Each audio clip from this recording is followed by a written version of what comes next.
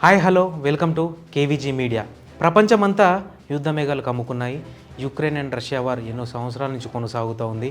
And రీసెంట్గా start అయిన Iran versus USA and Israel war కూడా కొనసాగుతూ ఉందన్నమాట. సో ఈ రెండు యుద్ధాలు జరుగుతున్న సమయంలోనే ఇంకో యుద్ధం మొదలవబోతుందా అనే ప్రశ్న మనందరికీ కలగక మానదు. ఎందుకో చెప్తాను వినండి. USA and South Korea naval military డ్రిల్ని నిర్వహిస్తుంది.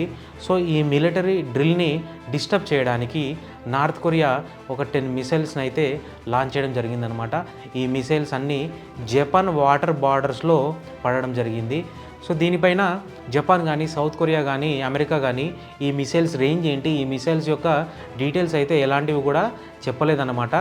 కానీ ఈ 10 మిసైల్స్ ఏవైతే లాంచ్ చేయడం జరిగిందో వాటికి రిటాలియేషన్గా అమెరికా కానీ సౌత్ కొరియా కానీ జపాన్ కానీ యుద్ధం ప్రకటిస్తే, లేదా అవి కూడా మిసైల్ లాంచ్ కానీ వీటికి ఆన్సర్గా ఇస్తే, అప్పుడు ఈ జరుగుతున్న యుద్ధాల వల్ల కలిగే నష్టాలకి మరింత ఆద్యం పోసినట్టు ఈ north Korea, Japan, south Korea కూడా యుద్ధంలో భాగం అవ్వాల్సిన సిచ్యువేషన్ అయితే నార్త్ కొరియా క్రియేట్ చేసిందనమాట.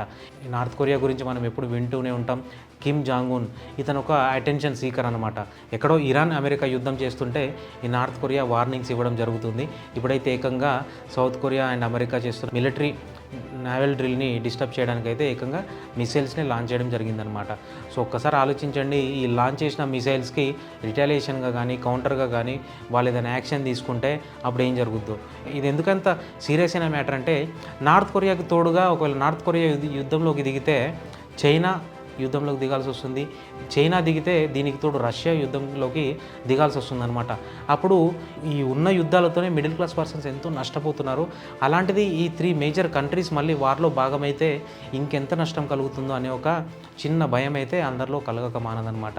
ఇప్పటికీ యుక్రెయిన్ యుద్ధం ద్వారా మన ఇండియాలో ఆయిల్ రేట్స్ అయితే పెరగడం జరిగింది. ఇరాన్ యుద్ధం ద్వారా పెట్రోల్ రేట్స్ పెరుగుతాయనే సూచనలు ఎంతో కనబడుతున్నాయి. అలాగే గ్యాస్ కొరత అనేది ఏర్పడిందనమాట. బెంగళూరు లాంటి సిటీస్లో అయితే టోటల్ హోటల్స్ని మూసేయడం జరిగింది. హైదరాబాద్ లాంటి సిటీస్లో హాస్టల్స్, హోటల్స్ కూడా కొన్ని మూసేయడం జరిగిందనమాట. ఇంకా గ్యాస్ కొరత వల్ల కట్టెల పొయ్యి ఏదైతే మనం ఇంతకుముందు గ్యాస్కి ముందు కట్టెల పొయ్యిలు వాడుతున్నానో అవి మళ్ళీ ఇప్పుడు కట్టెల పొయ్యి వాడే స్థితికి మనం వచ్చామన్నమాట. సో దీనివల్ల మళ్ళీ అనవసరమైన పొల్యూషన్ అనేది అయితే క్రియేట్ చేయడం జరుగుతుంది. సో ఒక్కో యుద్ధము, చిన్న కంట్రీస్ యుద్ధం చేస్తేనే ఒక మిడిల్ క్లాస్ పర్సన్కి ఎన్నో నష్టాలు కలుగుతున్నాయి డైరెక్ట్గా.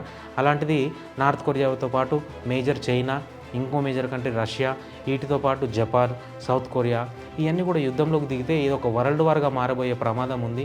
దానివల్ల నష్టపోయేది మిడిల్ క్లాస్ పర్సన్సే. సో ఈ యుద్ధం ఇంతటితో ఆగి అది పెద్దగా అవ్వకుండా ఉండాలని మనందరం కూడా కోరుకుంటాం. దీనికి తోడు ఎంతోమంది ఎన్విరాన్మెంటలిస్ట్ కానీ సైంటిస్టులు కానీ చెప్పింది ఏంటంటే, మనం మనుషులు క్రియేట్ చేస్తున్న పొల్యూషన్ వల్ల ఓజోన్ పొర దెబ్బతిందని.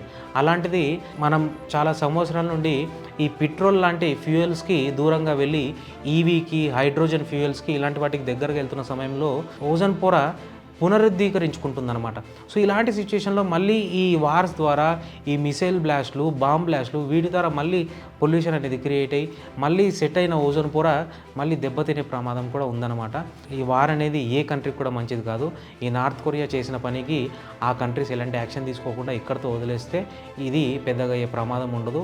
మనందరం కూడా హ్యాపీగా ఉండొచ్చు ఎలాంటి ఎఫెక్ట్స్ లేకుండా. ఇలాంటి మంచి మంచి కంటెంట్స్ కోసం మీరు వెంటనే మా ఛానల్ని సబ్స్క్రైబ్ చేసుకోండి, బెల్ ఐకాన్ని కూడా రింగ్ చేయండి. అలాగే ఈ వీడియో నచ్చితే లైక్, షేర్ అండ్ కామెంట్ చేయండి. Thank you.